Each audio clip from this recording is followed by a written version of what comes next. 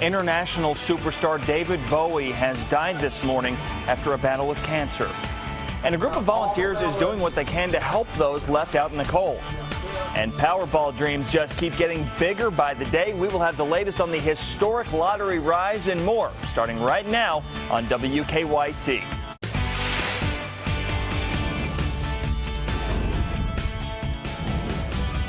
This is WKYT This Morning. Good morning. Thanks for getting up early with us. I'm Sean Moody. Rebecca and Bill have the day off. If you haven't stepped outside, you might be in for a little bit of a shock. It is cold out there. Micah Harris is standing by in the First Alert Weather Center. Look at those temperatures. Yeah, we're in the teens this morning. You know what? Some will finish off in the single digits. It's that cold. Sean's not even kidding when he says when you step out the door, it'll hit you right in the face. You're at 11 degrees right now in Lexington. Look at Frankfort. Look at Mount Sterling. Actually, look at anywhere. I mean, it is just freezing outside. 9 degrees now in Covington. Showers will be around later on, and we're at 51 degrees. That's got to be updated. We'll talk more about this forecast. I'll show you a colder forecast than what you see on the screen in just a few minutes.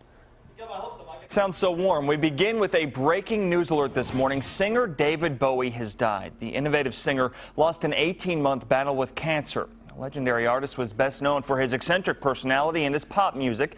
Bowie's representative announced this morning that Bowie died, quote, peacefully and surrounded by his family. He had just released his now final album, Black Star, just last Friday, which was also his birthday. Snow and ice caused quite a few wrecks over the weekend on central Kentucky roads. Here in Lexington, police say from 7 a.m. to noon on Sunday, there were 15 non-injury wrecks, 3 crashes with injuries, and several cars that just slid off the icy roads. One car ended up hitting a fire station near Maxwell Street and Woodland Avenue. 2 police cruisers were also involved in crashes. Now remember, you can track the cold and snow and check out forecasts on WKYT.com and the WKYT News app. The cold temperatures that we've seen over the weekend are certainly dangerous for anybody who's outside. A group of volunteers in Lexington is going around the city checking on those without a warm place to stay. WKYT's Hillary Thornton joined the Compassionate Caravan. All the railroads. More than a dozen volunteers out on a bitterly cold Sunday night, coming together to help those without a warm place to stay. What if I were out having to stay on my porch all night tonight? What if I were having to stay under a tree all night tonight? You know I don't know that I could make it. With their assigned locations, each group going out into the community. We're taking out coats and blankets, hats and gloves. Checking each doorway and nook, finding those in need. Do you need any blankets or anything? Giving them some supplies for the dangerously cold weather and also offering a ride to a shelter for the night. Go out there, find them, let them know they're cared for, and let them know there are places they can go. And we will actually take them if they'll let us. This year, the Catholic Action Center is using a new tool that volunteers say really allows the entire community to take action, helping those in need during these cold nights. If they know places that folks are staying, the hidey holes as we call them, or the camps or whatever, to call our Compassionate Caravan line and let us know. We will check it within 12 hours. Giving dozens a sense of warmth on a frigid night, all thanks to the compassion of their community. Can't say enough about the fact of how amazing it is to be part of this and see how people will give of their time in the freezing cold when they could be at home nice and warm. In Lexington, Hillary Thornton, WKYT. To get the phone number for the Compassionate Caravan, you can visit our website, WKYT.com. Louisville police have identified the young boy shot and killed while at a babysitter's house. Police say 8-year-old Andre Lamont O'Neill Jr. died late Saturday night. The man who police say shot the boy is telling people it was an accident. Elgin Anders says he was taking the gun out of his pocket when it slipped out of his hand. On the floor. Ricocheted fire from the revolver from the back of the hammer. It's fired and it hit him. We took him to the hospital. I'm holding him. He was talking for me in the car and everything. Well, moving for me in the car, showing us something responsible. And I guess when we got there, it was over. Tough situation for everybody involved there. At this time, Anders is not facing any charges in connection with Andre's death. As hard as it is to believe, there is still a huge Powerball prize up for grabs this week. No one got the lucky numbers on Saturday night, so now the prize has skyrocketed to an estimated $1.3 billion. WKYT's Caitlin Sentner spoke with a Kentucky lottery leader in Louisville about this historic jackpot. Their best guess was that the jackpot on Saturday would end up somewhere around $675 million. Public interest in the Powerball jackpot would exceed expectations of officials. Saturday, 95 tickets were sold a second here in the Commonwealth. Many caught lottery fever with their eyes on the $950 million. But that record-breaking number has raised once again. We've never had anybody come through our door before who's won a $1.3 billion jackpot. Kentucky lottery officials say we're in uncharted water. They're shocked no one won the jackpot Saturday night. The last time Powerball was hit back in November, only 5% of all possible number combinations were in play. For this most recent go-around, 78% were. But the chances of you winning that jackpot, as has been well documented over the course of the last week or two, are extraordinarily long. A 1 in 272 million chance of hitting Powerball. All it takes is one ticket to win this prize. That's the thing about it. In Lexington, Caitlin Sentner, WKYT. There were some winners. 4 Kentuckians won a $50,000 prize last night. The next Powerball drawing is on Wednesday. The national spotlight is turning to students at an eastern Kentucky high school. Their group of seven students from Betsy Lane High School in Floyd County designed a concept for a phone app. Their app, called EnviroScanner, is meant to educate people about the outdoors and alert them to danger. The app also features a safety monitoring system. The concept was named Best in Kentucky, and the group finished in the top 50 in the Verizon Innovative App Challenge. Most people just think that we're this backwater school that don't know much about everything. It just makes me really proud to be from Betsy Lane. That group has moved on to the regional competition. If they win there, then they'll go on to the nationals. You can vote for that app from your phone. We have the information on how you can vote at our website, WKYT.com. It is 4:37 now on your Monday morning, and we are just getting started here. We all have some insecurities about our bodies, and we'll have some tips to help coming up. We're looking at these bitterly cold temperatures outside early this morning. We get into your afternoon, and it's not going to feel much better than what it did yesterday or the day before. Talk about these cold temperatures and that snow coming up next. Our forecast with meteorologist Micah Harris.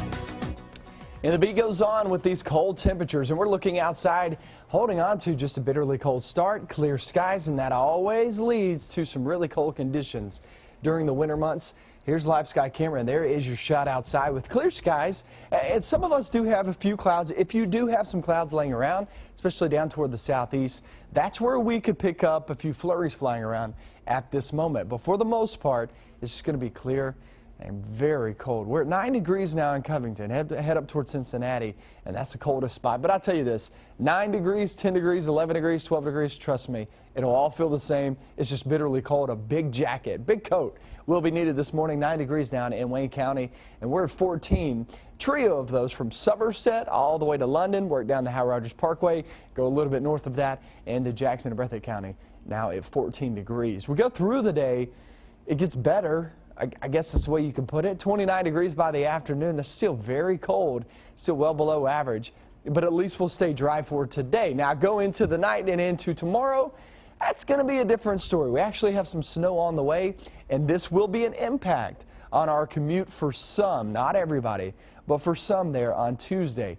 Bitterly cold temperatures, there's no doubt about that, today, tomorrow, and the following day. Then we hit that snow for tomorrow, and you can see that, look, we're just going to have one system after another. We're kind of in that pattern that we're going to be seeing that. But I would say light accumulations are possible, especially if you're sitting there north of I-64 again, just like we had on Sunday, anywhere from 1 to maybe even at the high point. Now, don't bypass the 1 inch, but maybe even at the high point at about 3 inches of snow to the far northern zones. I'd say most of us sit roughly 1 inch. That's some below, some a little bit above. But yeah, you will have an impact on that tomorrow, whether it's morning or afternoon. Another weekend system going to be rolling on through. We'll be expecting that as we slide towards your Friday and off towards your Saturday. But tomorrow is going to be a first alert severe weather day. We've already put that into effect. We're at 80% there for snow showers. And it's not a major issue, but still, this is our first real snow. And I say real snow, maybe an inch to, at the most, 3 out of this in the far northern zones that we've had during the work week. So the kids being affected by this, people being affected by this heading off to work, that's what's going to be an impact. And that first snow is always a tricky one. Everybody getting out on the road, so we just got to take it easy tomorrow. But you can see we get another one there on Friday into Saturday. That brings us another snow chance. We're in that pattern where we get one snow after another, about 3 or 4 day, little stretch, and we'll see how that turns out. All those snow lovers finally getting their wish. Oh yeah, and cold lovers too. Yeah, I don't know. Are there any of those? Yeah, I don't know about Thanks, this cold, Micah. but yeah. Well, having a baby can often leave new mothers with some problem areas. In today's Mom's Everyday Minute, fitness blogger Amber Turner shows us a few moves targeting the core. Hi everyone, my name is Amber, aka Hippie Fit Mom, the blogger behind HippieFitMom.com, and I'm also a certified personal trainer. Today I wanted to share 3 variations of the plank and how this exercise can flatten that tummy after a baby. The isometric exercise known as the plank is very effective, especially for new mothers. Why? Well, for many reasons, but the main reason is that many mothers suffer from what is called the separation of the abdominal muscle. But don't fear, with the right exercises, this condition can definitely be improved. These exercises can be done anywhere, which makes them my favorite exercises. So practice these basic variations of the plank and you'll be getting that stomach flat in no time.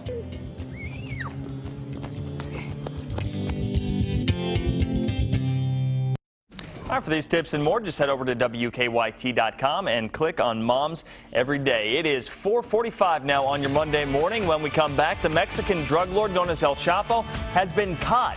How it happened when WKYT News returns.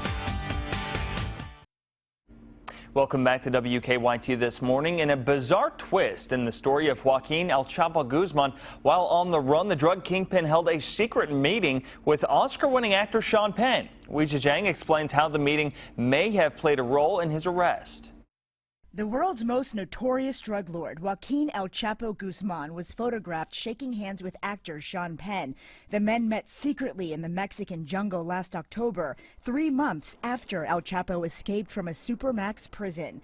Details of their 7-hour-long conversation are revealed in a Rolling Stones article written by Penn.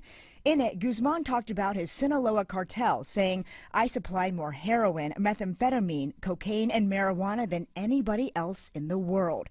Guzman is responsible for the death of thousands, but the fugitive told Penn that he only defended himself and never started trouble. La intención de Guzmán lo era. Yesterday, Mexico's Attorney General said it was producers and actors who led them to the fugitive. The meeting was arranged by Mexican actress Kate Del Castillo, who had tweeted support for Guzman in the past. Penn and Guzman agreed to another interview the following week, but it never happened. Instead, Penn sent his questions via BlackBerry, and Guzman sent a video with the answers. Mexican Marines recaptured Guzman last Friday in a pre-dawn raid. The Mexican government has agreed to extradite El Chapo to the U.S. to face drug and murder charges. Wei Zhang, CBS News, Washington. Now, that extradition process could take months. Guzman's lawyers will fight to keep him in Mexico. She is pleading for change. The mother of one of the daughters of Lexington's first murder victim of 2016 says the violence needs to stop. Lexington police say someone shot 28-year-old Joseph McDowell on Roosevelt Avenue on New Year's Day. McDowell and Adriana McKeedy had an 8-year-old daughter together. On Saturday, that little girl and the rest of McDowell's family and friends had to say goodbye. It's my generation. These are people that I grew up with that are killing these other people. And we have to realize that we all have kids now, and these kids are looking up to us. And if we keep on doing this, this is what they're going to think that's okay. And we got to do better for our babies. We have got to do better for our babies.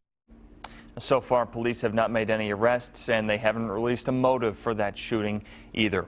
Emotions were running high Saturday night during the Cincinnati Bengals and Pittsburgh Steelers wildcard game. In all, officers arrested 6 fans. Those 6 face assault charges, and a Cincinnati newspaper reports one of those arrested is a Kentucky man. Police say 33-year-old Martin Cook from Germantown urinated on the person in front of him at Paul Brown Stadium. He's also accused of punching a man in the face.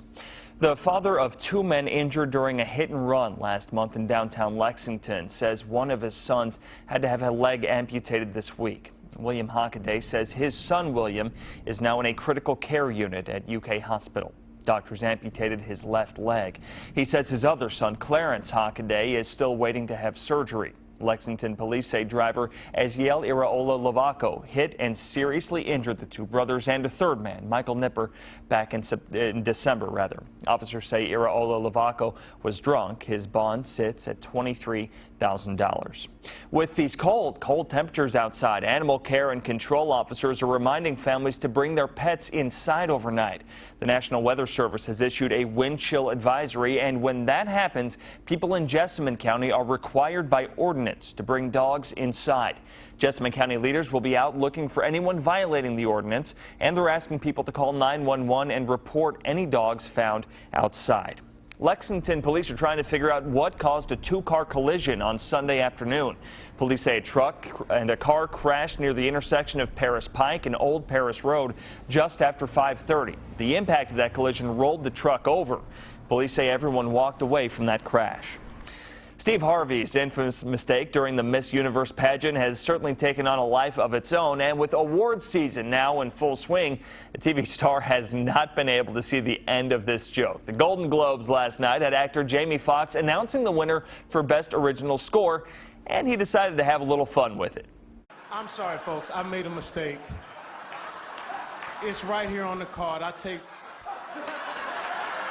It's right here on the card. I take full responsibility.